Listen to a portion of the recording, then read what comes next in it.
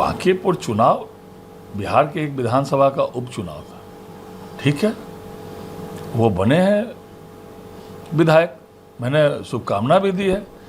अब जिन जिन मुद्दों पर उन्होंने जनता को से कमिटमेंट किया था या बरगलाया था, कमिटमेंट किया तो उन बातों को वो करें। समय चाहिए, ठीक है, समय ले, लेकिन करें उन बातों को।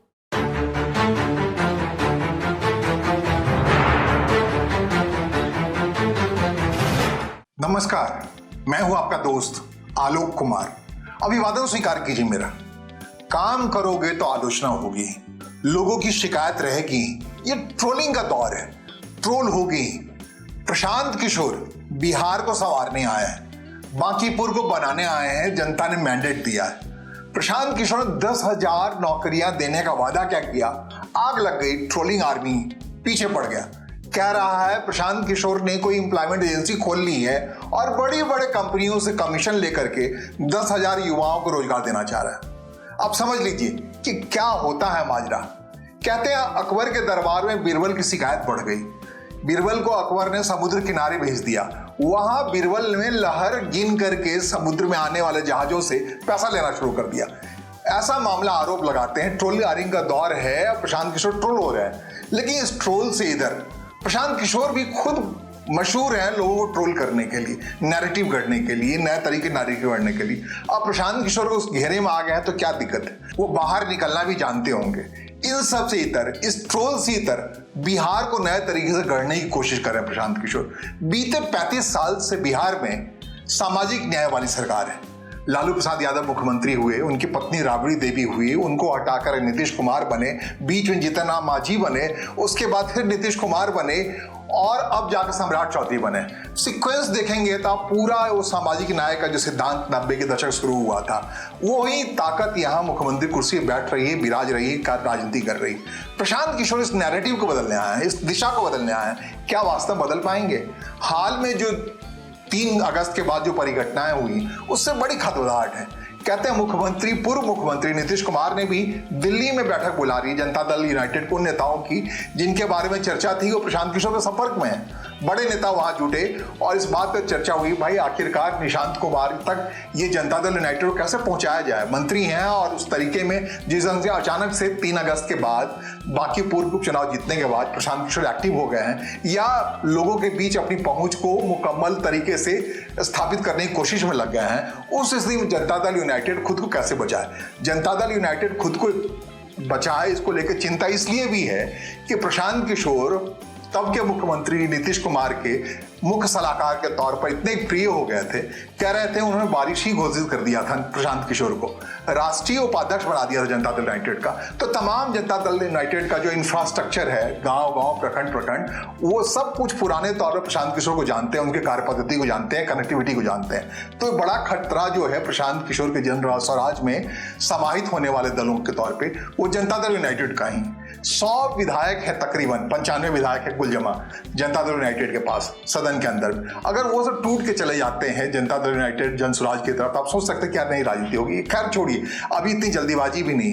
इन सब के बीच एक बड़ी महत्वपूर्ण बात हुई।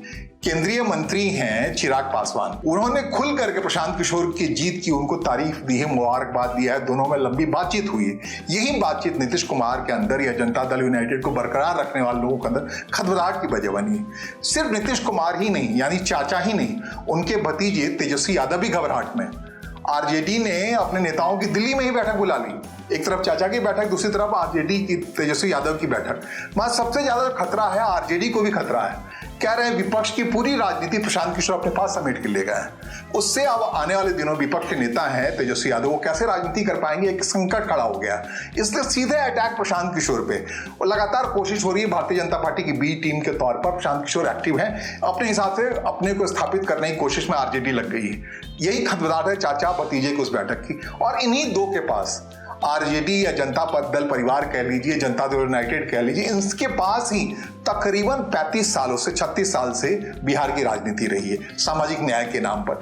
क्या कुछ सामाजिक न्याय पे हो पाया है, ये अलग बात है। उसी के एक्सटेंशन में जनता दल यूनाइटेड के ही नेता होते थे या आरजेडी के ही मूल तौर पर नेता होते थे सम्राट चौधरी, उनको भारतीय जनता पार्टी ने अपने मुख्यमंत्री के तौर पर स्थापित कर लिया।